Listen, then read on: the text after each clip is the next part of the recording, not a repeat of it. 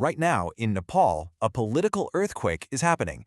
And at the very center of it all is someone nobody would have predicted, a rapper, who's now the front runner to become prime minister. Today, we're going to dig into the incredible rise of Balen Shah and what it all means for the future of the Himalayan nation. So check this out. This is the message Balen Shah posted online for his millions of followers last September. It's so direct, right? It's provocative, and it just perfectly captures this moment.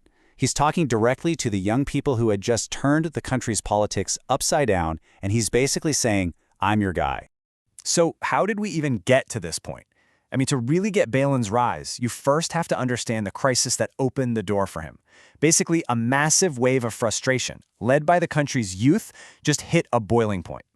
Last September was just a total whirlwind. On September 8th, these huge protests, nicknamed the Gen Z protests, just exploded.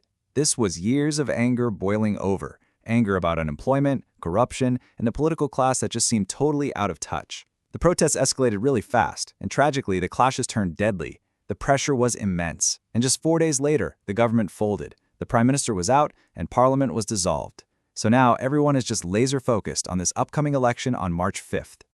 So, into all this chaos steps Balen Shah, or as most people know him, by his stage name, Balen.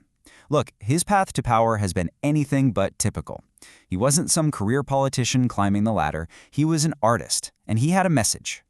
For years, his music has been taking aim at the establishment. This lyric right here, it's from his song Balidan, which means sacrifice. It just goes to show you he's been speaking truth to power long before he ever thought about running for office. And his songs, they really hit a nerve, especially with young people who felt completely ignored. But here's the thing. He's not just a rapper. He's also a structural engineer. And it's this really unique mix of artistic street cred and, actual technical know-how that helped him turn his fame into a real political movement. He ended up winning the mayorship of Kathmandu, the capital city, back in 2022 by a massive margin. So as mayor, what was his record like? Well, on one hand, he got a lot of praise for making real, tangible improvements. Better roads, cleaner streets, better healthcare. But on the other hand, he's faced some serious criticism from groups like Human Rights Watch. They've called him out for using a really heavy hand with street vendors.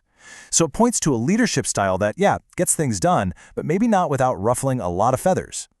So, after resigning as mayor to run in this election, Balen is now the prime ministerial candidate for the Rashtriya Swatantra Party, or RSP.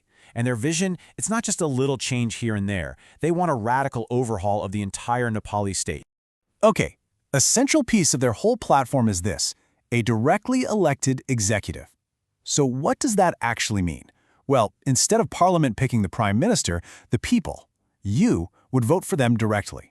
This would be a huge constitutional shift, and the whole point is to make the country's leader more accountable to voters and less tangled up in backroom party politics. And believe me, the reform plan does not stop there. It's sweeping. They want to get rid of the political power that student and trade unions have. They want to launch a huge investigation into the wealth of every public official since 1990. And this is really key, they want to empower Nepalis living abroad by granting dual citizenship and giving voting rights to millions of migrant workers, a huge group of people that up until now has had no say. And their economic vision is just as audacious. The RSP is promising to more than double Nepal's GDP to $100 billion. They also want to raise the per capita income from about $1,400 to $3,000. And they want to do it all within 5 years. That is a staggeringly ambitious goal, aimed squarely at the economic anger that started those protests to begin with. So, how is the political establishment, the old guard, responding to this massive challenge? Well, they're basically framing this election as a choice for the very soul of the country. This quote from the former Prime Minister KP Sharma Oli, it pretty much says it all. He's painting Balen and the RSP not as reformers, but as nation destroyers. I mean, the battle lines couldn't be clearer. It's the experienced establishment versus the disruptive newcomer. So let's break down the core differences here.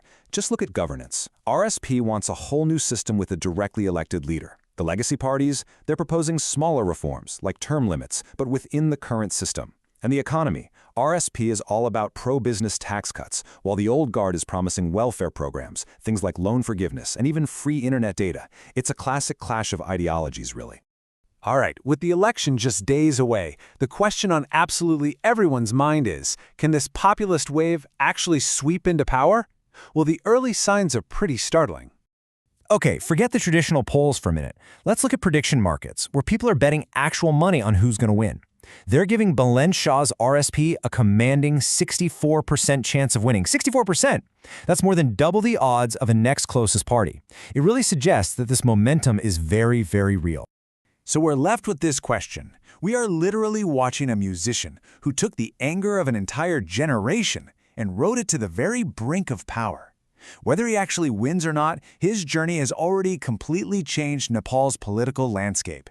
And it makes you wonder, is this a new kind of playbook we might start seeing in other places around the world?